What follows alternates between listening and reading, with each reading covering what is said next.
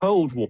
The leaders of the victors of World War II, Britain's Prime Minister, Winston Churchill, the United States President, Franklin Roosevelt, and the Soviet Union's Premier, Joseph Stalin, planned during the war for a post-war order.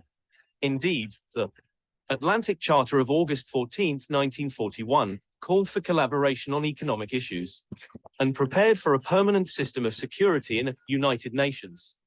These plans were consolidated between 1943 and 1945. The final conference in Potsdam concluded weeks before the war officially ended, divided Germany into zones. This division, along with several other outcomes of World War II, help explain the emergence of what we now call the Cold War. Origins of the Cold War. The first and most important outcome of World War II was the emergence of two superpowers, the United States and the Soviet Union, as the primary actors in the international system, which resulted in the decline of Western Europe as the epicenter of international politics. The second outcome of the war was the intensification of fundamental incompatibilities between these two superpowers in both national interests and ideology.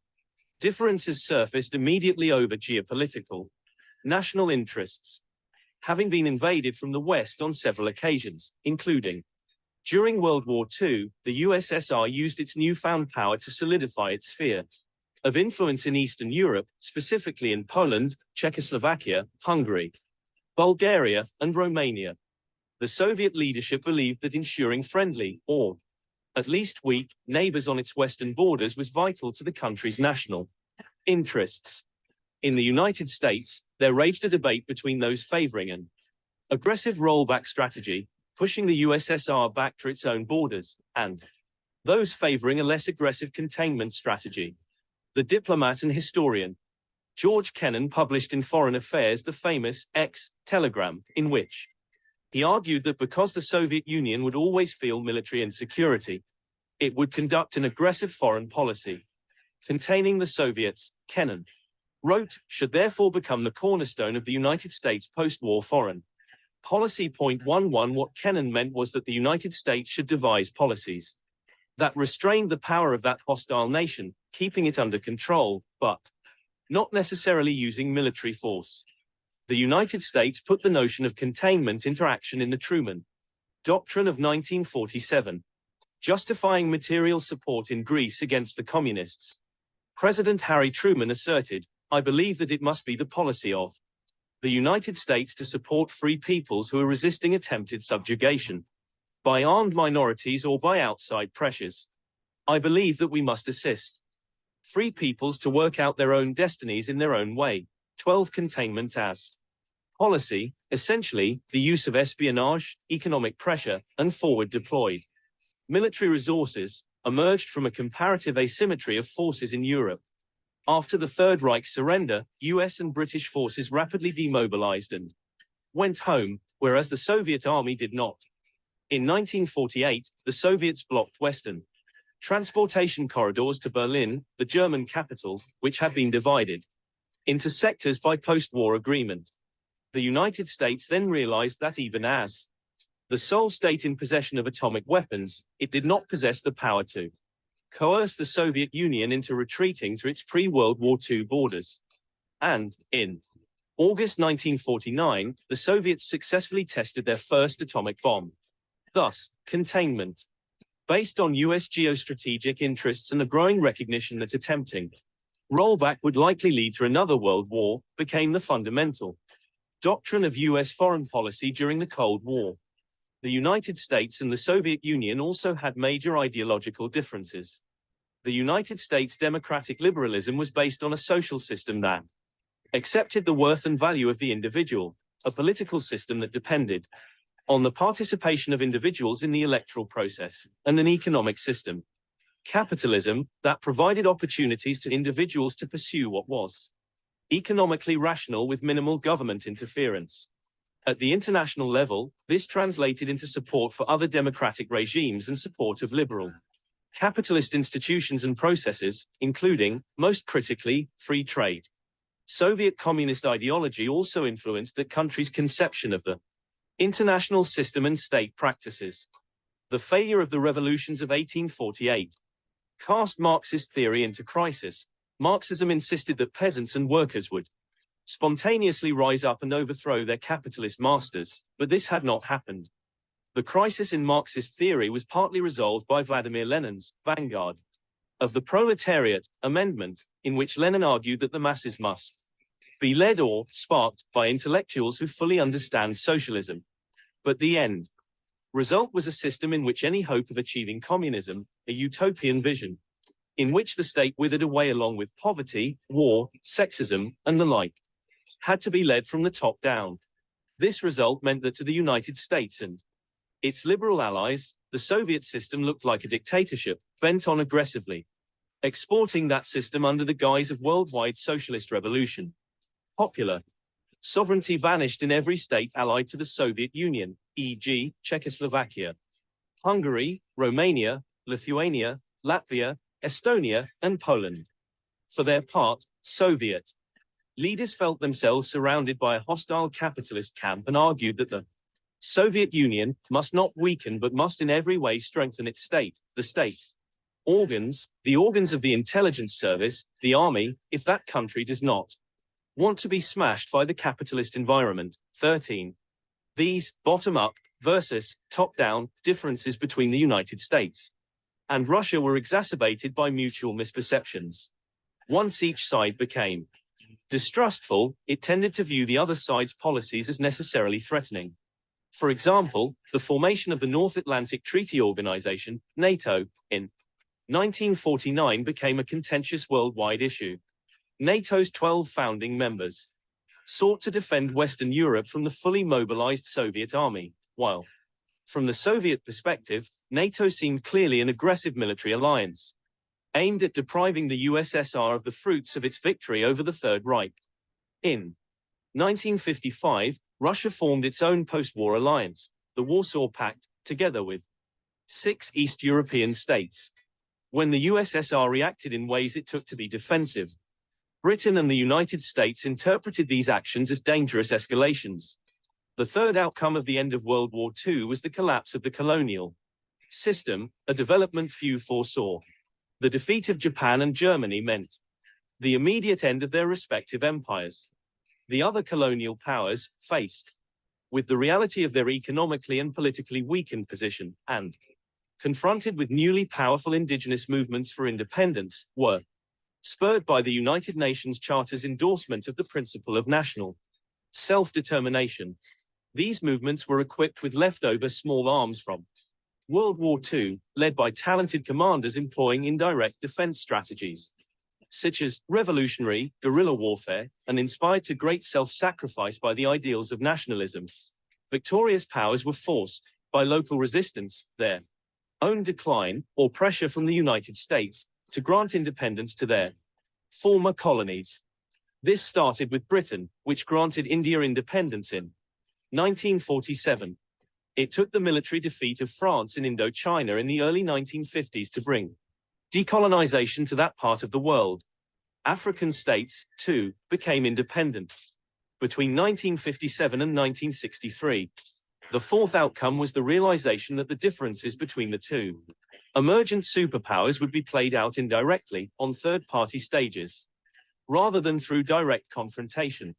Both rivals came to believe that the risks of a direct military confrontation were too great and that the loss of any potential ally, no matter how poor or distant, might begin a cumulative process, leading to a significant shift in the balance of power.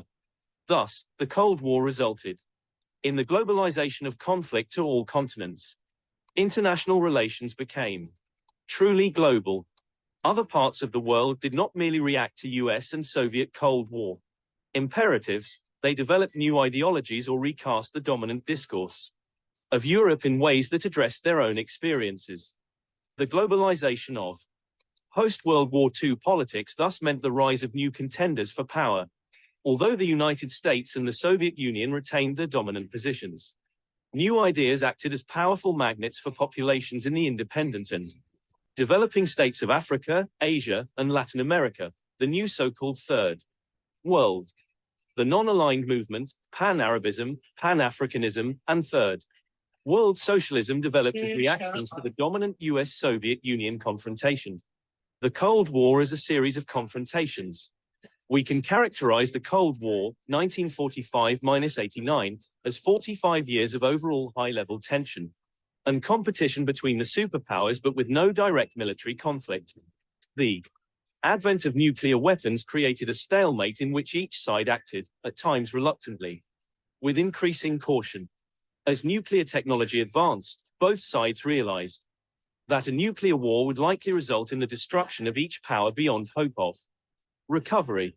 This state of affairs was called mutual assured destruction, aptly underlined by its acronym, MAD, though each superpower tended to back down from particular confrontations, either because its national interest was not sufficiently strong to risk a nuclear confrontation, or because its ideological resolve wavered in light of military realities. Several confrontations very nearly escalated to war. The Cold War, then, can be understood as a series of confrontations.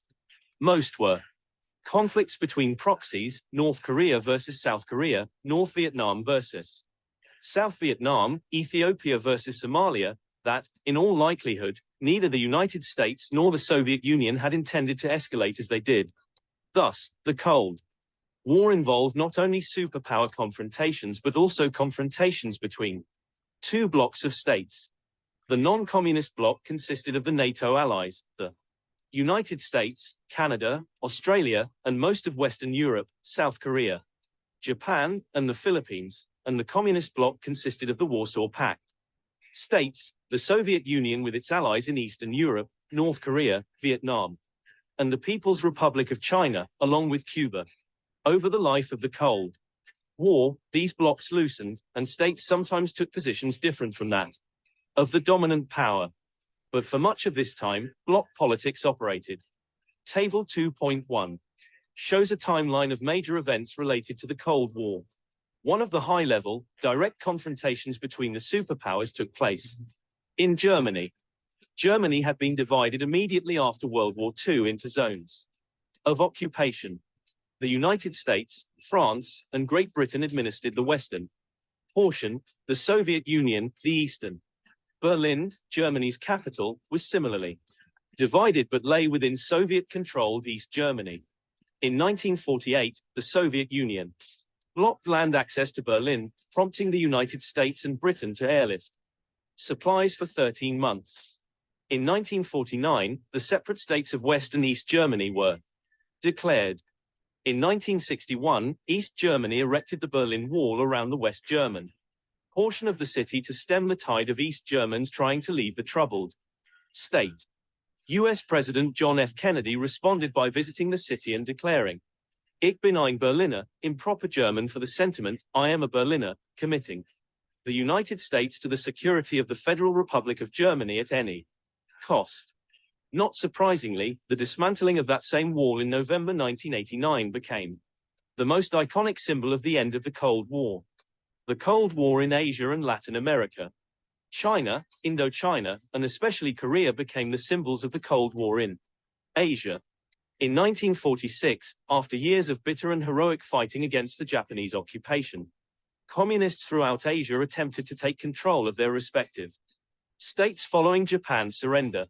In China, the wartime alliance between the Kuomintang, non-communist Chinese nationalists, and Mao Zedong's People's Liberation Army dissolved into renewed civil war, in which the United States attempted to support the Kuomintang with large shipments of arms and military equipment. By 1949, however, the Kuomintang had been defeated, and its leaders fled to the island of Formosa, now Taiwan. With the addition of 1/4 of the world's population to the communist bloc, US interests in Japan and the Philippines now seemed directly threatened. In 1946, in what was then French Indochina, an amalgamation of the contemporary states of Cambodia, Laos, and Vietnam, Ho Chi Minh raised the communist flag over Hanoi, declaring Vietnam to be an independent state. The French quickly returned to take Indochina back, but though French forces fought bravely and with great skill, they proved unable to defeat the communists, the Viet Minh. In 1954, after having laid a trap for the Viet Minh in a fortified town called Dien Bien Phu. The French were themselves trapped and decisively defeated. France abandoned Indochina, a peace treaty signed in Geneva that same year divided Indochina into the political entities of Laos, Cambodia, and Vietnam, with Vietnam being divided into two zones, North Vietnam and South Vietnam.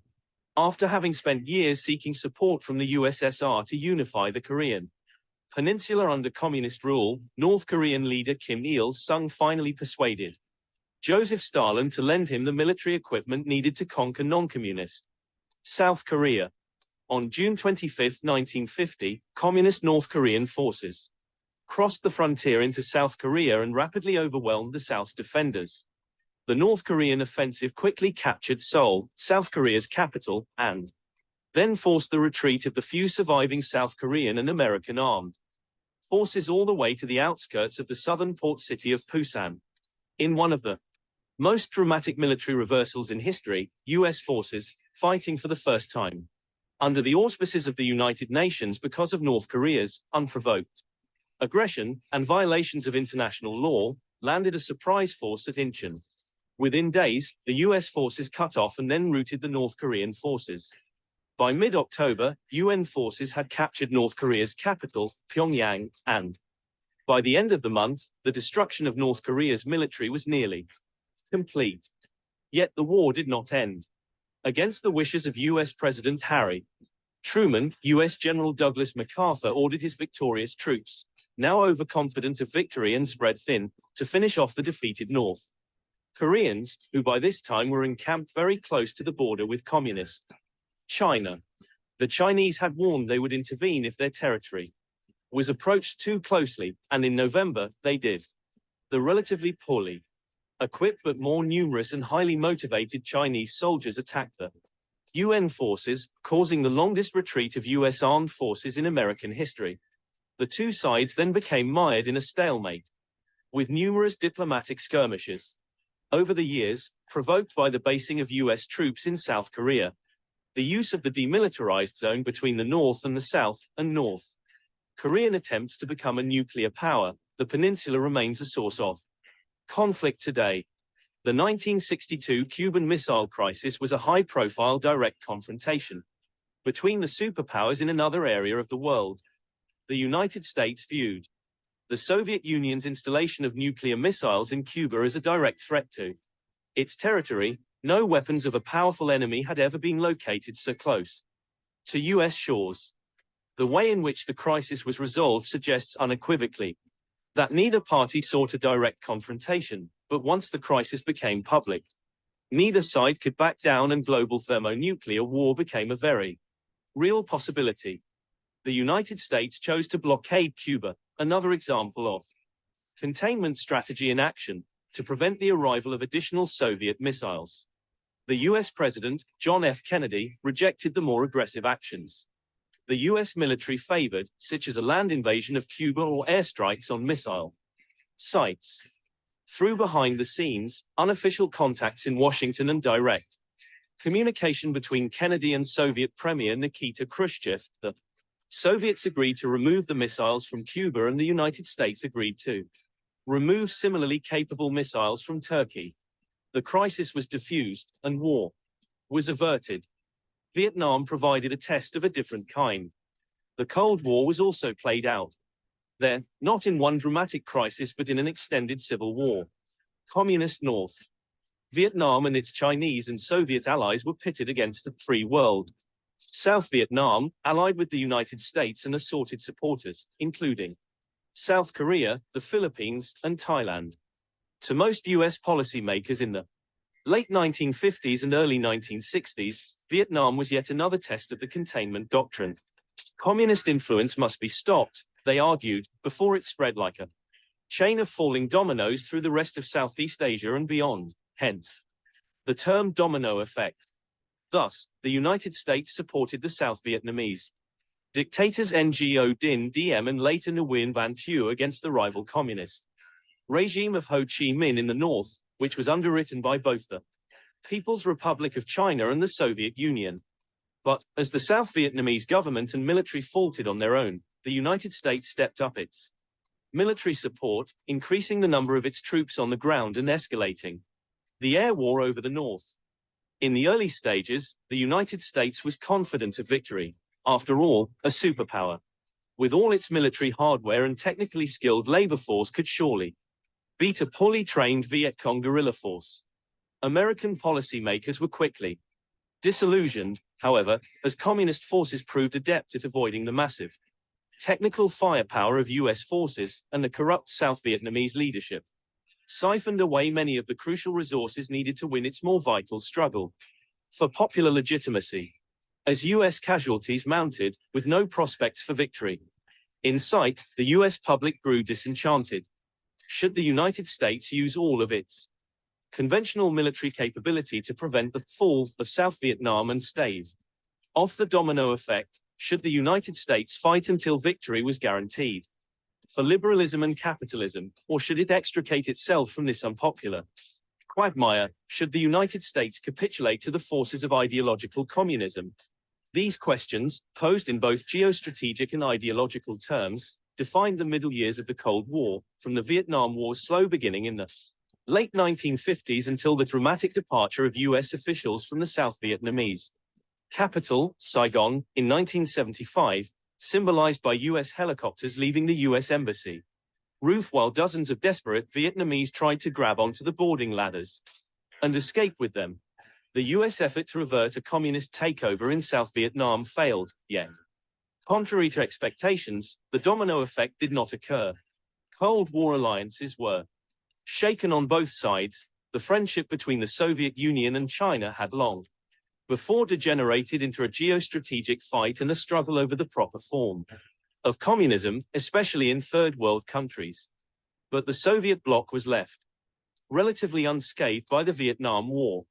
The US-led Western alliance was seriously jeopardized, as several allies, including Canada, strongly opposed US policy toward Vietnam. The bipolar structure of the Cold War era international system was coming apart. Confidence in military alternatives was shaken in the United States, undermining for more than a decade the United States' ability to commit itself militarily. The power of the United States was supposed to be righteous power. But in Vietnam, it was neither victorious in its outcome nor righteous in its effects. Was the Cold War really cold? It was not always the case that when the United States or the Soviet Union acted, the other side responded. In some cases, the other side chose not to act, or at least not to respond in kind. Usually this was out of concern for escalating a conflict to a major war. For example, the Soviet Union invaded Hungary in 1956 and Czechoslovakia in 1968, both sovereign states and allies in the Warsaw Pact. Under other circumstances, the United States might have responded with counterforce. But while it verbally condemned these aggressive Soviet actions, the actions themselves went unchecked. In 1956, the United States, preoccupied with the Suez Canal crisis, kept quiet, aware that it was ill-prepared to respond militarily. In 1968, the United States was mired in Vietnam and beset by domestic turmoil and a presidential election. The United States was also relatively complacent, although angry, when the Soviets invaded Afghanistan in 1979. The Soviets likewise kept quiet when the United States took aggressive action within the U.S. sphere of influence, invading Grenada in 1983 and Panama in 1989. Thus, during the Cold War, even blatantly aggressive actions by one of the superpowers did not always lead to a response by the other. Many of the events of the Cold War involved the United States and the Soviet Union only indirectly. Proxies often fought in their place. Nowhere was this so true as in the Middle East. For both the United States and the Soviet Union, the Middle East was a region of vital importance because of its possession of an estimated one-third of the world's oil, its strategic position as a transportation hub between Asia and Europe, and its cultural significance as the cradle of three of the world's major religions. The establishment of Israel itself in 1948 was a controversial act. At the end of World War II, Britain had concluded that it could no longer manage Palestine, referring the issue to the United Nations. The recommended the partition of Palestine into two states, one Jewish and one Arab. The Jews accepted the proposal, and the Arabs did not. Thus, when British control terminated in 1948, Israel announced the formation of a new state, to which the United States immediately gave diplomatic recognition. The region thus became the scene of a superpower confrontation by proxy between the US-supported Israel and the Soviet-backed Arab states Syria, Iraq, and Egypt. During the Six-Day War in 1967, Israel crushed the Soviet-equipped Arabs in 6 short days, seizing the strategic territories of the Golan Heights, Gaza, and the West Bank. During the Yom Kippur War of 1973, which the Egyptians had planned as a limited war, the Israeli victory was not so overwhelming, because the United States and the Soviets negotiated a ceasefire before more damage could be done. But throughout the Cold War, these hot wars were followed by guerrilla actions supported by all parties. As long as the basic balance of power was maintained between Israel and the United States on one side and the Arabs and the Soviets on the other, the region was left alone. When that balance was threatened, the superpowers acted through proxies to maintain the balance. Other controversies also plagued the region, as evidenced by events after the end of the Cold War. In parts of the world that were of less strategic importance to the two superpowers, confrontation through proxies was even more regular during the Cold War. Africa and Latin America present many examples of such events. When the colonialist Belgians abruptly left the Congo in 1960, civil war broke out as various contending factions sought to take power and bring order out of the chaos. One of the contenders, the Congolese Premier Patrice Lumumba, 1925-61, appealed to the Soviets for help in fighting the Western-backed insurgents and received both diplomatic support and military supplies. However, Lumumba was dismissed by the Congolese president, Joseph Kasavubu, an ally of the United States. Still others, such as Moise Tshombe, leader of the copper-rich Katanga province, who was also closely identified with Western interests, fought for control. The 3-year civil war could have become another protracted proxy war between the United States and the Soviet Union. However, the United Nations averted such a confrontation by sending in peacekeepers, whose primary purpose was to stabilize a transition government and prevent the superpowers from making the Congo yet another violent arena of the Cold War. In Latin America, too, participants in civil wars were able to transform their struggles into Cold War confrontations by proxy, thereby gaining military equipment and technical expertise from one of the superpowers.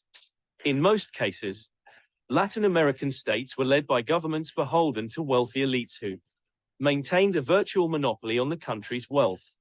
When popular protest against corruption and injustice escalated to violence, communist Cuba was often asked to support these armed movements, and in response, the United States tended to support the incumbent governments, even those whose record of human rights abuses against their own citizens had been well established. In Nicaragua, for example, after communists called Sandinistas captured the government from its dictator in 1979, the Ronald Reagan administration supported an insurgency known as the Contras in an attempt to reverse what it feared would be a communist foothold in Latin America. Such proxy warfare enabled the superpowers to project power and support geostrategic interests, e.g., oil in Angola, transportation routes around the Horn of Africa, the Monroe Doctrine in Latin America, and ideologies without directly confronting one another and risking major or thermonuclear war. In sum, the Cold War was really only relatively cold in Europe, and very warm, or even hot, in other places. In Asia, the Middle East, Africa, and Latin America, over 40 million people lost their lives in superpower proxy wars from 1946 to 1990. But the Cold War was also fought and moderated in words, at summits, meetings, between leaders, and in treaties. Some Cold War summits were relatively successful. The 1967 Glassboro summit between US and Soviet leaders began the loosening of tensions known as détente. Others, however, did not produce results. Treaties between the two parties placed self-imposed limitations on nuclear arms, For example, the first Strategic Arms Limitations Treaty, SALT-I, in 1972, placed an absolute ceiling on the numbers of intercontinental ballistic missiles, ICBMs, deployed nuclear warheads, and multiple independently targetable re-entry vehicles, MIRVs, and limited the number of anti-ballistic missile sites each superpower maintained. So the superpowers did enjoy periods of accommodation when they could agree on principles and policies.